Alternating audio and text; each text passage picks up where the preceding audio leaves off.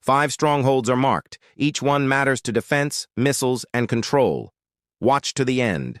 At Oro 511, you will know how the response formed in minutes, how targets fell in sequence, and what it means for the next 24 hours. Like, subscribe, and press the bell to stay ready. At Oro 417, the base takes the hit. That time matters. It marks the shift from peace to crisis. The base is a forward node in a larger plan. It hosts a small detachment of B-2 stealth bombers. The B-2 is a long-range strike aircraft. It carries precision cruise missiles and guided bombs. It flies far. It flies quiet. It slips past radar by design. That is why this place draws fire. Take out the bombers and you cut reach. You slow response. You change the map for the next day. In the weeks before, signs build. Patrol aircraft report more radar locks in the North Corridor. Tankers log jamming spikes on refuel tracks.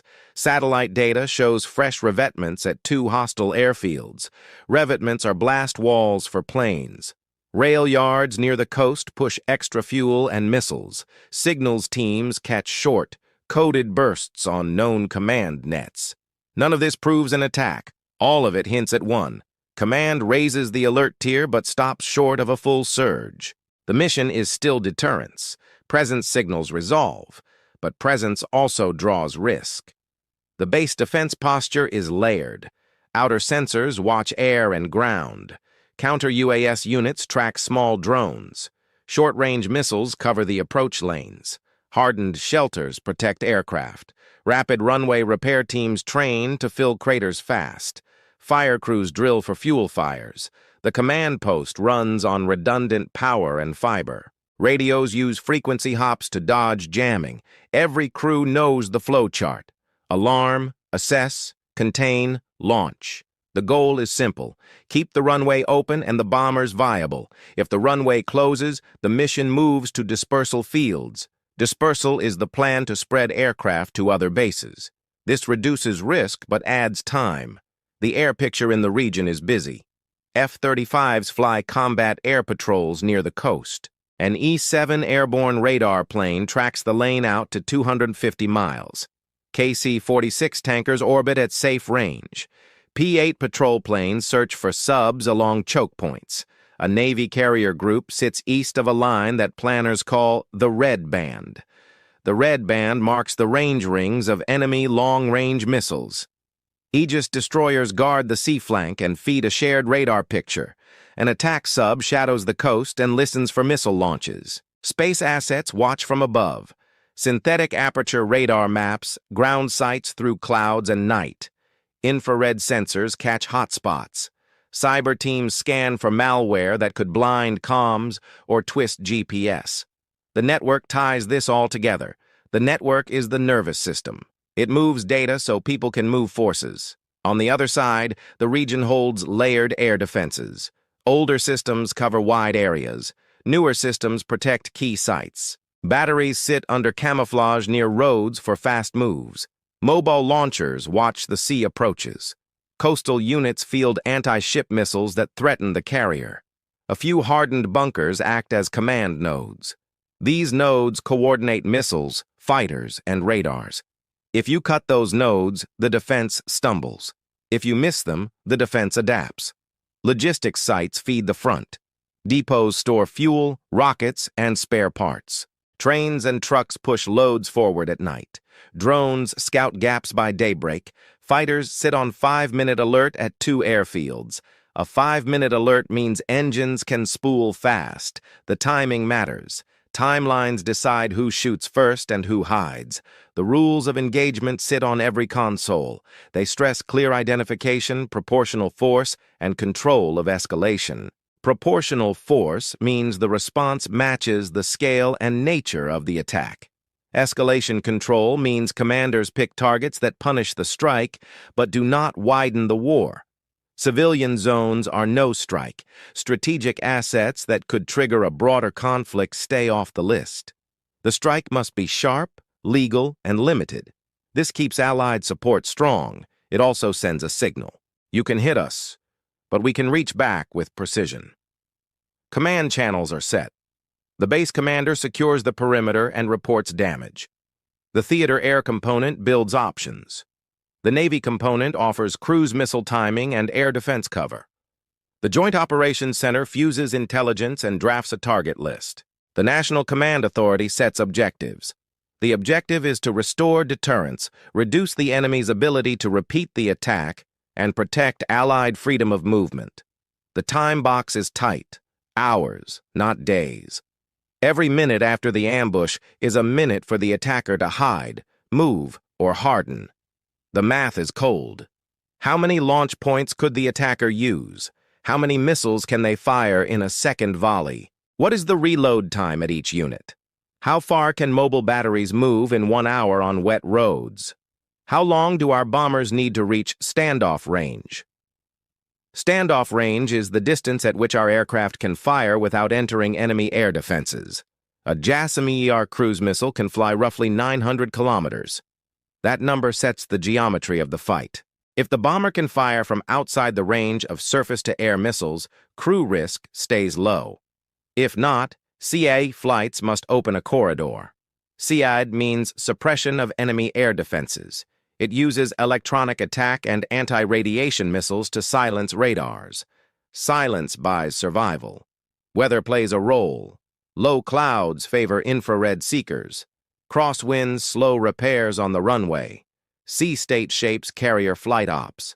The morning forecast shows broken clouds at 6,000 feet, steady winds at 12 knots, and light chop offshore. These are acceptable margins. Tankers can hold. Bombers can climb to cruise. Navy missiles can ride planned routes. The window is narrow but real. The stakes are clear to every crew member. If the attacker thinks a dawn ambush can ground bombers, future strikes will follow. If the attacker sees rapid, precise, and limited retaliation, the calculus changes. You pay a price for the hit. You pay a higher price if you try it again. That is deterrence in plain terms. Do not reward surprise. Do not accept delay. Move, strike, and message with discipline. At 0422, the first status reports land. 1 fuel tank is gone.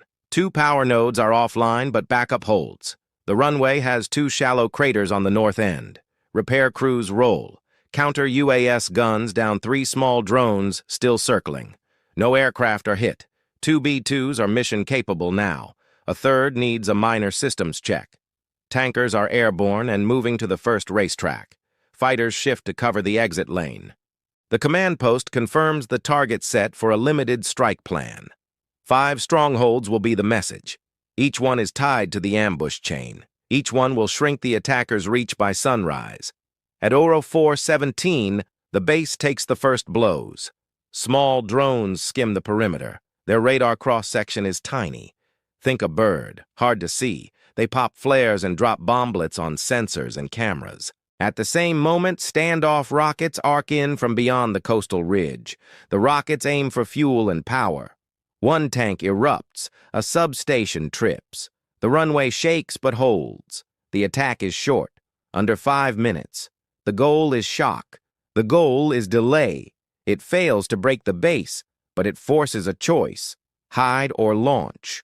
By 0419, the defense fights back. Counter UAS guns open up. Jammers flood the low band. A patrol team knocks down a quadcopter with a shotgun blast. Fire crews foam the burning tank. The command post goes to blackout mode. Backup power kicks in. Radios switch to a protected net with frequency hops. The runway team moves out with filler, sand, and rapid-set concrete. They work to fill 2 shallow craters by the north threshold. The control tower calls for a short field plan. Use the southern length. Keep takeoffs to one direction. Keep landings off the board. Launch only. Recovery will be to a different field.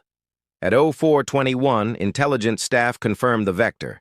Overhead sensors catch faint heat trails from launch points inland. Signals units triangulate short bursts from a known command channel. The pattern fits a coordinated hit.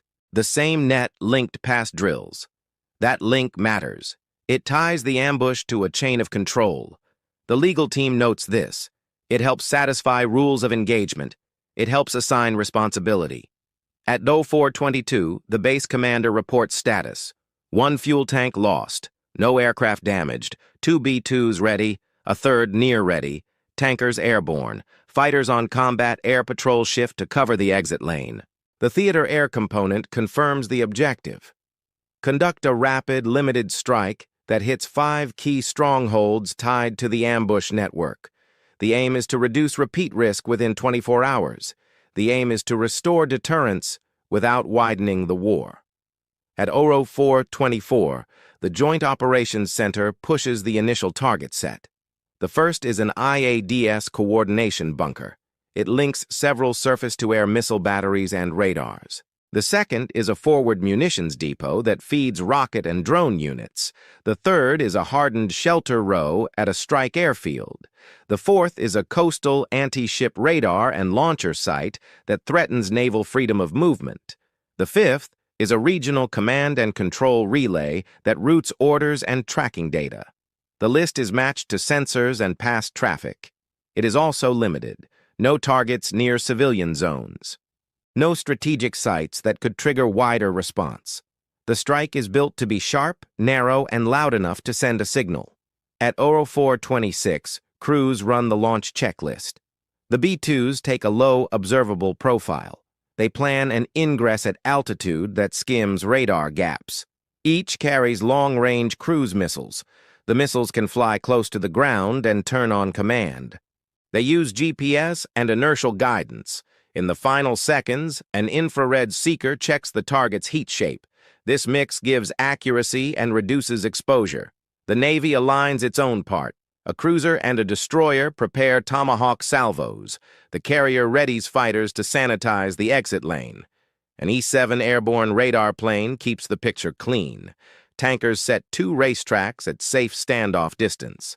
At 0428, electronic warfare teams begin the softening. Noise floods certain enemy bands. Decoys pulse in patterns that mimic large formations. The goal is to trigger search radars. If a radar lights up, it can be mapped. If it tracks, it can be targeted. Cyber teams push a short, narrow action at a relay node. The aim is not permanent damage. The aim is delay. A 10-minute comm stall can keep batteries blind during the opening minutes. At 0429, the execution order arrives. The clock becomes the main weapon. The first timeline is deconfliction. The bombers must launch before the Tomahawks, so the cruise missiles arrive in layered waves. The second timeline is tanker flow. If a tanker track moves due to threat, the bombers must adjust. The third timeline is enemy reload. Mobile launchers can pack up and roll in 15 minutes. If they move, aim points shift. Speed beats movement. That is the rule today.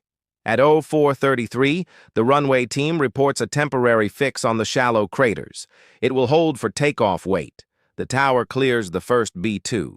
The climb is steady and quiet. The second bomber follows at 0435. The third moves to the edge of readiness and stays on deck as reserve. Fighters restack to widen the shield. Tankers confirm fuel loads. The battle rhythm settles into a calm flow. Calm hides urgency. Every minute counts. At 0441, the first Navy missiles lift. Flight time is long but precise. Waypoints are set to avoid neutral airspace and to arrive in a pattern that stresses defenses. The E-7 watches for interceptors on alert. If fighters launch from the strike airfield, their climb profile will show on the scope. The plan includes a contingency. If interceptors rise, a pair of fighters will push closer to force them defensive. Defensive fighters do not hunt. They protect their own airspace. That buys time for the strike package. At 0449, signals teams note a dip in enemy command traffic. The cyber delay likely took. A short blackout at the relay hub slows their data. That window is small. The order pushes the bombers to speed up the release point by 90 seconds. 90 seconds seems small. In air combat, 90 seconds can decide if a radar is hot or cold when missiles cross the fence. At 0456, the first B-2 reaches standoff range. The crew confirms coordinates, winds, and seeker status. The missiles drop clean and light their engines after a safe fall. They level at low altitude and turn toward the IADS bunker and the relay site. The second B-2 releases against the depot and the coastal radar. The Navy salvo is timed to arrive just after the first wave. This layering tries to keep defenses busy. A busy defender misses things. A calm defender does not. At 05:02, hostile radars blink on. A search radar near the coast sweeps, then dies. It likely saw a decoy and revealed itself to an anti-radiation shot from a supporting aircraft. Another radar near the strike airfield stays silent. Silence can be smart. It can also mean damage. The E-7 marks the silent zone and watches for heat blooms that signal explosions. The Joint Operations Center holds a spare target list in case a site relocates or proves empty. Dynamic targeting is part of the plan. It adapts in real time. At 05:07, the first impacts register as soft flashes on infrared. The relay site shows a sudden drop in heat and emissions. The bunker area pulses, then goes dark. Secondary blasts roll through the depot. That means fuel or munitions cooked off. The coastal radar vanishes from the picture. The airfield shows hits along the shelter line. A runway spur shows spall marks. No civilian areas light up. Collateral checks pass. The base that began the hour in smoke now tracks a clean response. The ambush met a plan. The plan answered in minutes, not days. The attacker tried to delay. The defender chose speed. The window was narrow. It was enough. Stealth is the first shield. The B-2 uses a flying wing shape. It has smooth edges and no tail. This shape scatters radar waves. Special skin absorbs some energy. The airframe hides engines deep inside. Cool air mixes with hot exhaust to cut heat. The bomber plans a route that avoids strong radars. It flies at the right height and angle. It turns at set points. Each choice lowers the chance of detection. Stealth is not magic. It is math and discipline. Standoff weapons are the second shield. The AGM-158 JASSM-ER is a long-range cruise missile. It flies about 900 kilometers. It rides low and uses GPS with an inertial system. In the last seconds, an infrared seeker matches the target's heat picture. The missile can weave around hills and towns. It can approach from a blind side. If GPS is jammed, the inertial unit still guides it. Guidance stacks like layers. If one layer fails, another holds. Tomahawk land attack missiles add depth. A Navy ship can launch from far at sea. Range is about 116,600 kilometers. The missile follows terrain. It uses stored maps and sensors to stay on course. It can take a curved path to arrive when planned. Timing matters. If JASSM lands first, Tomahawk lands next, and a follow-on wave lands after, the defense stays stressed. This is strike choreography. The goal is not just to hit. The goal is to overwhelm the defender's cycle. Air defense is a system, not a single radar. It includes search radars, tracking radars, command nodes, and missile launchers. This is called IADS, or Integrated Air Defense System. To beat IADS, you do CAD and DEAD. CAD means suppression of enemy air defenses. You jam, spoof, and distract. DEAD means destruction of enemy air defenses. You kill the radars and the launchers. Together, they open a corridor or keep the corridor closed to the enemy. Electronic warfare shapes the air. Jammers flood a band with noise. They raise the radar floor, so weak targets vanish. Decoys like mauled imitate aircraft. They have the radar signature of a jet. They fly planned routes and force the enemy to react. When a radar locks a decoy, it reveals its location. Anti-radiation missiles like AARGM-ER home on that emission. The range is long, hundreds of kilometers, and rising in new versions. The rule is simple. If you speak, you can be found. Command and control glue the parts. An E-7 airborne early warning aircraft builds the air picture. It tracks fighters, missiles, and radars. It shares that picture with the bombers, fighters, and ships. The data link sends symbols and tracks. Crews see the same map. But emissions can give away positions, so radios use emission control rules. Brief bursts, tight beams, frequency hops. If needed, units switch to relay nodes or to line-of-sight comms only. Silence protects. Short messages win time. Tankers set the range. A KC-46 carries fuel and sits on a racetrack outside threat rings. A threat ring is the maximum range of a known missile. If the ring moves, the racetrack moves. Crews plan primary and alternate tracks. They plan altitudes and speeds to manage fuel burn. Refuel windows are fixed to minutes. Miss that window, and a bomber falls short. Hit that window, and the bomber reaches standoff range with margin. Fuel is freedom in air war. Navigation needs backups. GPS can be jammed or spoofed, so aircraft carry INS, an inertial navigation system. It uses gyros and accelerometers to track motion from a known start point. Over time, small errors grow. To correct them, crews use star trackers, terrain maps, and sometimes signals from other constellations. This is called alt-nav, or alternate navigation. Missiles use similar ideas. Strong navigation keeps aim points true even in noise. Target sets demand the right warhead. A buried bunker needs a penetrator. A depot needs a blast frag mix that sets off fuel and munitions. A radar needs a hit to the array or its power bay. A hardened shelter needs a delayed fuse so the bomb enters first and bursts inside. Modern weapons carry selectable fuses. Airburst for soft targets. Delay for concrete. Point detonating for surface gear. The goal is effect on target, not just impact. Battle damage assessment confirms results. Thermal sensors look for fires and hot metal. Signals, teams listen for silence on known nets. If a bunker stops talking, that is a strong sign. If a depot cooks off, secondary blasts show. Satellites pass again and compare before and after. Analysts check shadows and crater sizes. A large crater near a door can mean a collapsed entry. A small black mark with no change may signal a miss or a decoy. BDA turns strikes into facts. Counter-air threats never vanish. Interceptors can scramble. Their radar can try to burn through jamming. But stealth and standoff range lower risk. Fighters fly as shields near the exit lane. If enemy jets rise, the shield forces them to defend. Defensive fighters protect home base and give up the hunt.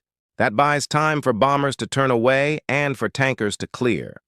Timing is defense, distance is defense, low signature is defense. None are perfect alone. Together they stack. Cyber tools add friction. A short, focused action on a relay can delay orders by minutes. Minutes in a raid are gold. Cyber does not replace missiles. It shapes the fight so missiles land while the enemy blinks. Planners set strict bounds. No broad effects, no spillover to civilian nets. The aim is narrow. Slow the defender's loop during the strike window. Then stop. Tight control keeps the action legal and limited. Safety checks run at every phase. Crews verify no strike lists. These lists name hospitals, schools, and sites near civilians. The route avoids those areas. Abort rules are clear. If the target moves near a protected zone, the shot stops. If the navigation picture is dirty, the shot stops. The strike is fast but not reckless. Precision is a moral and a military need. Miss less, end sooner, lower risk. The system is joint by design. Air Force bombers bring deep reach. Navy ships bring massed cruise missiles and air defense.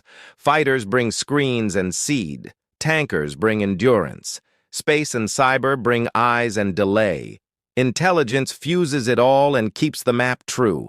Each part has limits. Together they form a machine that can strike far and fast.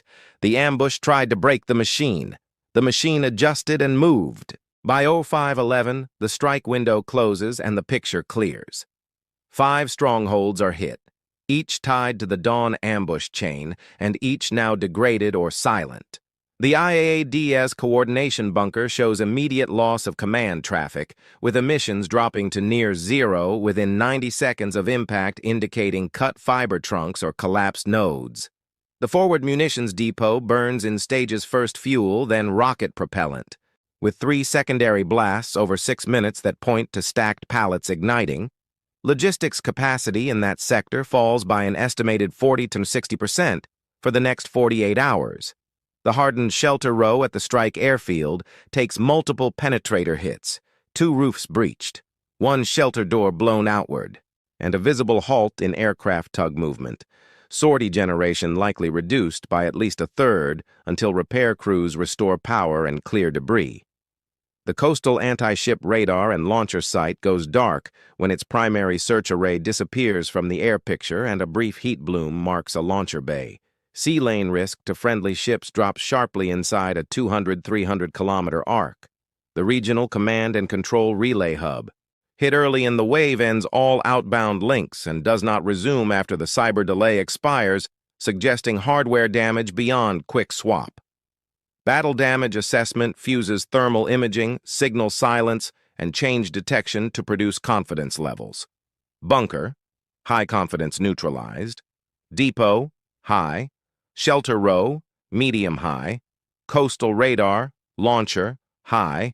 Relay hub, high.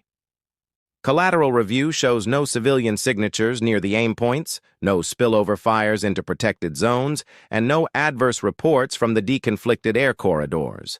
Friendly losses remain at 0 aircraft and 0 personnel during the strike window. On Base 1, fuel tank is lost, and 2 power nodes run on backup for 3 hours. But flight operations continue under a reduced-length runway plan until rapid repair teams pour the final set. Intercepts never materialize, either grounded by damage, pinned by the fighter shield, or held in reserve due to command confusion, while surface-to-air systems emit only in short bursts and then fall silent, consistent with jamming pressure plus command disruption. In the information space, the public line emphasizes a limited lawful response to a specific military ambush, with no targets in civilian areas and a narrow objective: reduce the chance of a second dawn strike. Allied governments receive classified imagery and BDA summaries within 2 hours to sustain coalition backing.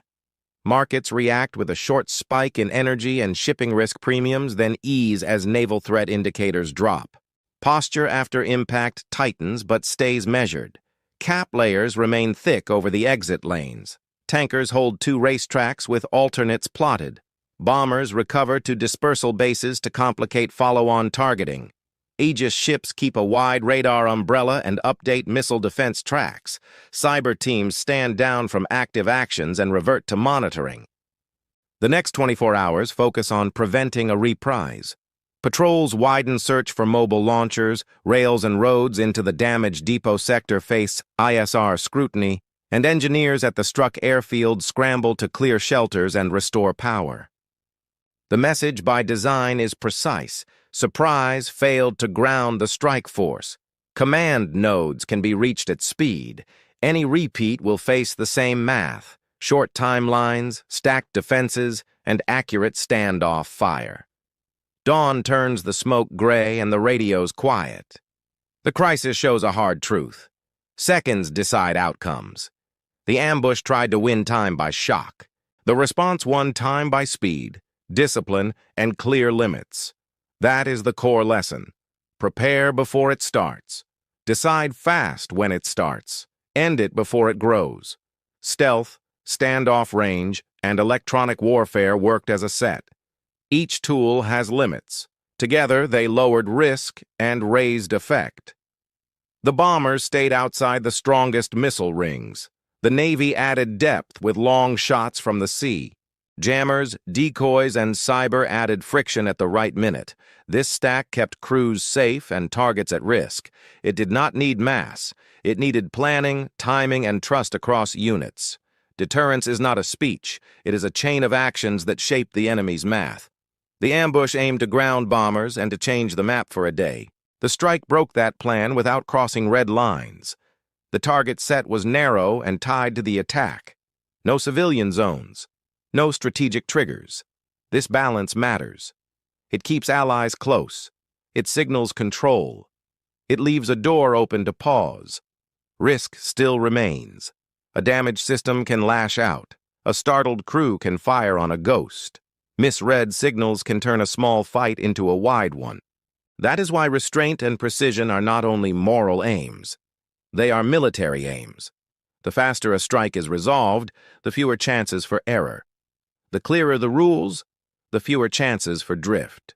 Sustainment decides the next day.